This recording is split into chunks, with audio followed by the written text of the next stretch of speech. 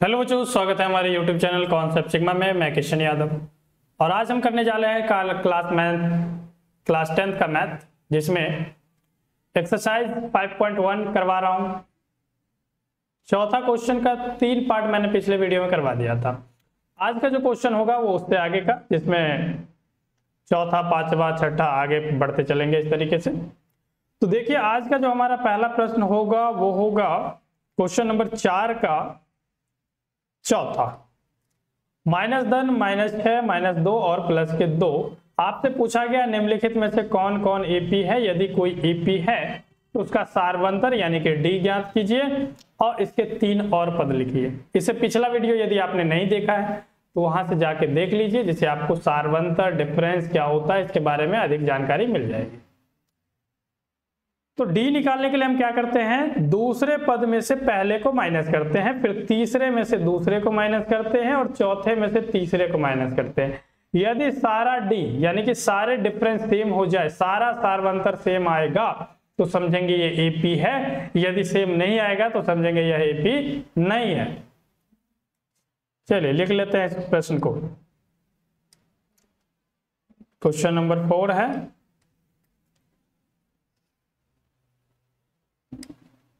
-10, -6, -2 और +2।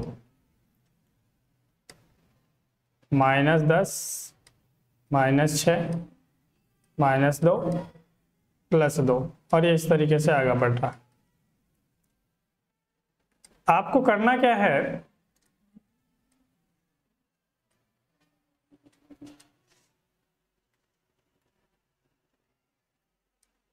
कि second term में से फर्स्ट टर्म घटाना है। सेकेंड टर्म को a2 कहेंगे, a2 माइनस a1। a2 जो है -6 है और माइनस साइन, और घटाने वाला जो a1 है वो पहले से माइनस में है तो ये हो जाएगा प्लस के, माइनस माइनस प्लस। 10 में 6 घटाएंगे तो आता है 4, यानी कि एक डिफरेंस तो 4 आ गया, एक डिफरेंस 4 आ गया। अब इस तरीके से a3 में से a2 घटा कर देखो, a3 माइनस a2, a3 -2 है तो -2 और माइनस में a2 -6 जो कि माइनस साइन के साथ प्लस हो जाएगा तो प्लस के 6। अब 6 में से आप -2 घटाते हैं तो आ जाता है 4। अगला डिफरेंस चेक कीजिए, a4 में से a2, a3, a4 minus a3, a4 ये लास्ट वाला टर्म जो 2 है, इसमें से घटाना है -2 तो 2 माइनस साइन और -2 घटाएंगे तो ये +2 हो जाएगा। 2 और 2 हो जाता है 4। क्या देख रहे हैं कि सारा डिफरेंस सेम आ रहा है। सारा डिफरेंस सेम आ रहा है मतलब यह एपी है, तो लिख देंगे यह एपी है। और जब यदि यह एपी है तो आगे आपसे यह भी पूछा गया है कि यदि एपी होगा तो इसके 3 और पद लिखिए। 3 और पद का मतलब क्या है, 4 पद तो पहले से दिया ही है, a1, a2, a3, a4। आगे का 4 और पद लिख दीजिए तो a5 लिखना पड़ेगा आपको। a5 बराबर फॉर्मूला हो जाता है a प्लस में 4d, a प्लस में 4d।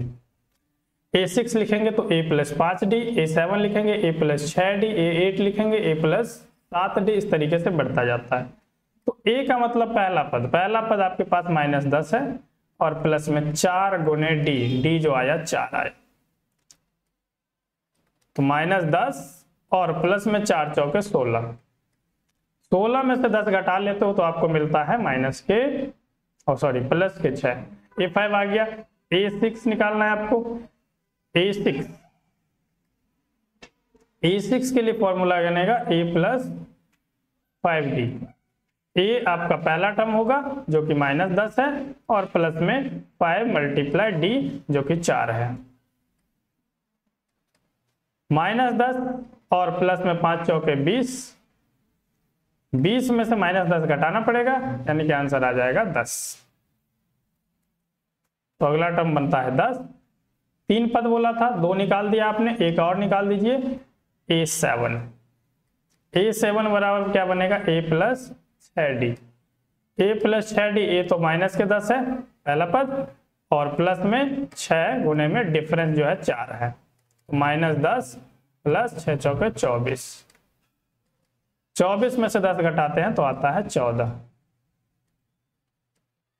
ठीक है, आगे का 3 पद कौन कौन से हैं? तो आगे का 3 पद आपने निकाला, ये 6, यहाँ पे 10 और यहाँ 14।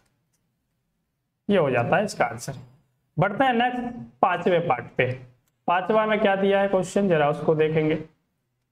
3 plus root 2, 3 plus 2 root 2, 3 plus 3 root 2, इस तरीके से लिख लीजिए। 5वां 3 plus root 2, 3 plus 2 root 2, 3 plus 3 root 2, यही है। 3 प्लस 3 रूट 2, ठीक है।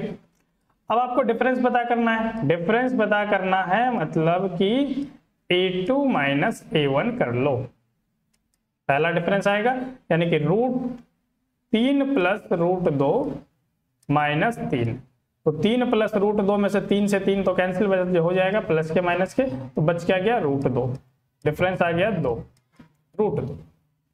अगला डिफरेंस आपको चाहिए तो ये करो, तीसरे में से दूसरा पद माइनस, यानी कि a3 minus a2। a3 minus a2 करने का मतलब क्या है? a3 जो है 3 प्लस 2 रूट 2 और माइनस a2 जो है 3 प्लस रूट 2। यहां भी आप क्या देखेंगे, प्लस के 3 में से माइनस का 3 कैंसिल, हालांकि ये पूरा माइनस होगा, तो प्लस के 3 से माइनस का 3 कैंसिल हो जाएगा, काटते नहीं है, बस ऐसे ही समझ लो। 3 प्लस के माइनस के 3 और 2 रूट 2 में से 1 रूट 2 घटा देंगे तो 1 रूट 2 ही बचेगा और 1 हम लिखते नहीं है। 2 रूट 2 में से 1 रूट 2 घटा दोगे तो 1 रूट 2 बच जाएगा और 1 लिखते नहीं है हम, इसीलिए केवल रूट 2 लिखेंगे। अगला डिफरेंस देखिए, अगला डिफरेंस कितना निकलेगा? a4 में से a3 को घटाना है, a4 minus a3। a4 minus a3 का मतलब क्या कि 3 प्लस 3 रूट 2 में से 3 प्लस 2 रूट 2 घटा दो, 3 प्लस 2 रूट 2, इसको ब्रैकेट में ले लेते हैं। प्लस के 3 से ये माइनस का 3 कैंसिल हो जाएगा। 3 रूट 2 में से 2 रूट 2 घटा देते हैं तो 1 रूट 2 बचेगा, तो हम डिफरेंस केवल रूट 2 लिख देंगे। क्यों? क्योंकि 1 लिखते नहीं है, 1 रूट 2 यही है, 1 रूट 2। सारा डिफरेंस सेम है, मतलब यह AP है, यह AP है। अब यह AP है तो अगले 3 और पद लिखिए आप, यानी कि A5 निकालिए। A5 बराबर आपको पता है A plus 4D। A plus 4D का मतलब क्या? A तो आपका पहला पद 3 है और प्लस में 4 मल्टीप्लाई D, डिफरेंस आया है रूट 2, तो हो गया 3 प्लस 4 रूट 2। A5 निकालिए, A5 के लिए फॉर्मूला बनेगा A plus 5D। A plus 5D में आपको A पता है, A पहला पद होता है 3, तो 3 लिख लीजिए और प्लस में 5 मल्टीप्लाई D, जो डिफरेंस आया रूट 2, तो रूट 2 से मल्टीप्लाई कर दो, तो 3 प्लस में 5 रूट 2 हो जाएगा। ये 5 गुना रूट 2, 5 दूनी 10 नहीं कर देंगे, यहाँ 4 दूनी 8 नहीं करेंगे, क्योंकि रूट की संख्या बाहर वाली संख्या से मल्टीप्लाई नहीं होता है, उसको बाहर सपोर्ट में लिखा जाता है 5 रूट 2। तो 3 प्लस 5 रूट 2 A5 की वैल्यू है।